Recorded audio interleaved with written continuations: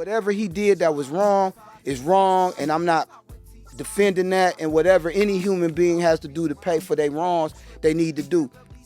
But we'll be here so happy to tear him down and look at him and look at his kids and all of these terrible things instead of and reposting jokes about him instead of trying to learn from that situation and then putting stuff out there like this. So it's really us, man. We really have to deprogram and reprogram, like seriously. Yeah, but the deprogramming and reprogramming, people have to understand we are like computers.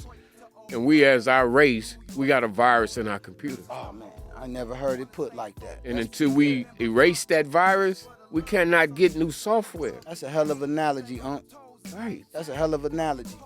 And that's what we got to start realizing, bro. We walking around here corrupted. And that virus got full control of us, and they releasing it through the music. Yes, sir.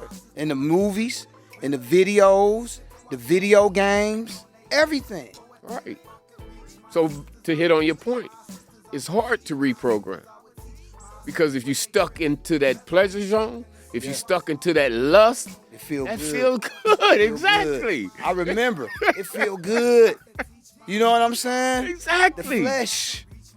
So you have to get rid of the flesh. I'm not saying you got to abandon the flesh, but you got to get control of the flesh. Okay, on that point, I love you said that, man, because like you said, don't abandon it. And what I say with that is because this is our environment, like a jungle, right? A lion has to, if you take a lion and raise him in the zoo and then put him in the jungle, he gonna die. So he do need to know about all the pitfalls and all the stuff. It's not like alleviate knowing about certain things and traps and stuff that you can get in the world. So I say that to say with my children, like my son right now, I speak on my 16-year-old. He's an honor roll student. He's never been in trouble with the law. I've never got a phone call from school about his behavior. He's an athlete. He'll look you in the eye. You met him today. He came right up to you, shook your hand, introduced himself, looked you in the eye. Right. Right? Now he listens to Lil Durk. He listens to Kodak Black. Me and him ride on our way to the gym to work out, and I let him play his music because I want to hear it too, what you listening to. But the thing is that I make sure I am the dominant and the main influence in his life. And like I told you, going back to my pops, loving me and bringing me up, the way he communicated with me didn't go and try. It was more talking at me than to me or with me. And I learned that. So therefore, it's like, okay, I'm not going to take away all these things because I listen to stuff right now.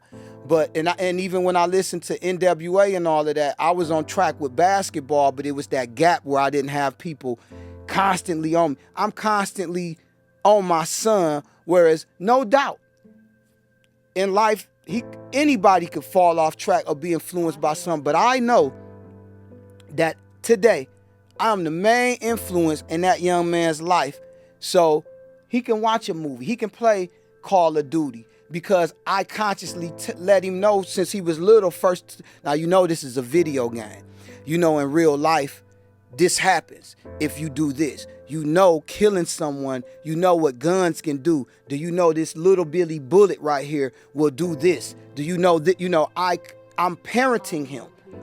So therefore, he's looking at that stuff and he's taking it for what it is, entertainment value. And I don't allow him to sit with that all day. All right, man, come on, let's hit this gym. All right, man, turn that off. All right, I let him do it, but it's in moderation. So my point to all that is, it really starts and ends.